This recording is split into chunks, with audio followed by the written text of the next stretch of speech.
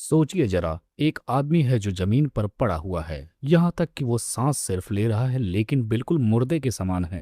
क्योंकि उसे पता है कि अगर उसने जरा सी भी हरकत की तो उसकी कहानी यहीं पर खत्म हो जाएगी। उसके सामने कुछ प्लास्टिक के खिलौने जैसे दिखने वाले सैनिक खड़े हैं जिनके हाथों में जोरदार हथियार है, लेकिन इनकी आंखों में कोई भी दया नहीं दिख रही, बेशक ये साइज में बहुत छोटे हैं। अगले ही पल वो सब बंदूक तान लेते हैं, मतलब एक ही गोली मारने के बाद सब कुछ खत्म हो जाएगा। आदमी फट से एक हाथ से अपने एक सैनिक को पकड़ के पटक देता है और लिफ्ट का दरवाजा उसके सर पर लगाकर बंद करने लगता है। इससे पहले इस आदमी को पता चलता है कि ये कोई आम खिलौना नहीं है, इसके पास उतनी ही ताकत है जितनी कि इसके पास। लेकिन ये खिलौने की तरह दिखने वाला हैवान बहुत ज्यादा देर तक लिफ्ट के आगे टिक नहीं पाता और चूर चूर हो जाता है।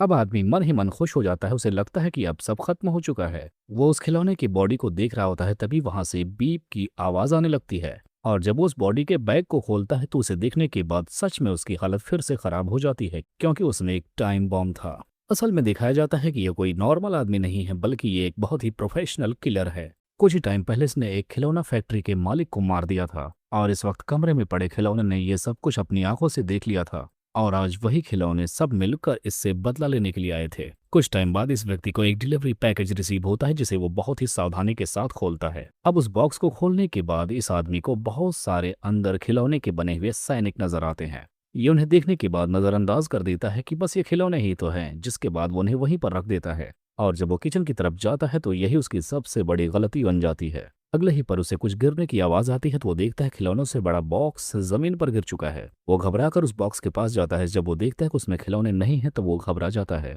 और इसी पल उसके पैर में तेज से कुछ चुभ सा जाता है। वो देखता है कि उस छोटे से खिलौने ने उसे चाकू मार दिया है। अब उसे मामला समझ में आने लगता है, तभी उसे सोफे के नीचे से आवाज आती है। अब जैसे ही वो सोफे के नीचे छिप कर देखने लगता है, वैसे ही सोफे के नीचे अंधेरे में से उसे गोलियों चलने की आवाज आने लगती है। वो गोलियां इतनी तेजी से लगती है कि उसके चेहरे खराब होने लगते हैं। इतना ही नहीं, उस पर एक माइक्रो मिसाइल भी दाग दी जाती है। लेकिन अब बिना डरे ये आदमी यहाँ से अपनी जान बचाकर भागने की कोशिश करता है। वो सीधा जाकर अपने बाथरूम में घुस जाता है और शीशे की मदद से अपने कमरे की निगरानी करता है। वो देखता है कि धीरे ही धीरे उसका लिविंग रूम एक जंग का मैदान बन चुका है।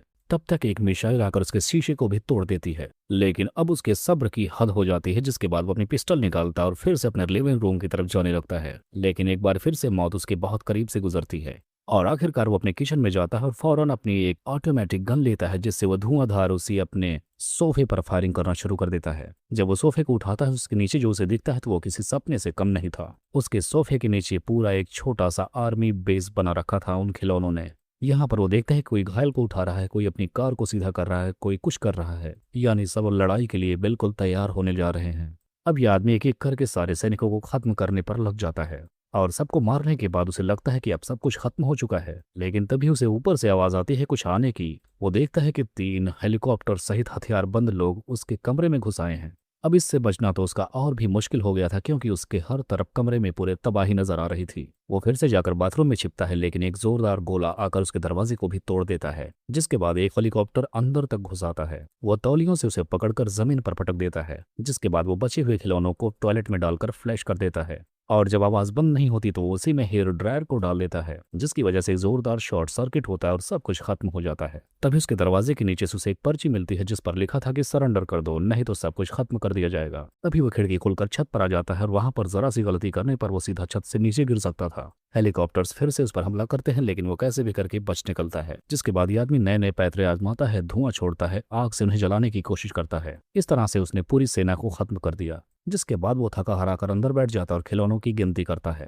अब अगले सीन में हम देखते हैं वो पूल में आराम कर रहा होता है, तभी उसे अचानक से चोट लग जाती है। तभी लिफ्ट का दरवाजा भी बंद हो जाता है। तभी छत से एक स्पेशल फोर्स जैसा खिलौना कूद पड़ता है। अब लिफ्ट बीच में ही रुक जाती है और मौत उसके सामने थी। आखिरी ताकत लगाकर वो दूसरी लिफ्ट की तरफ छलांग लगाता है और यहीं पर वो सीन दिखाया गया था जो कहानी के शुरुआत में हमने देखी, किस तरह से ये किलर उस सैनिक को लिफ्ट के बीच में फंसाकर मारता है। लेकिन जब उसका बैग फटता है तो वो पूरी लिफ्ट ही उड़ जाती है।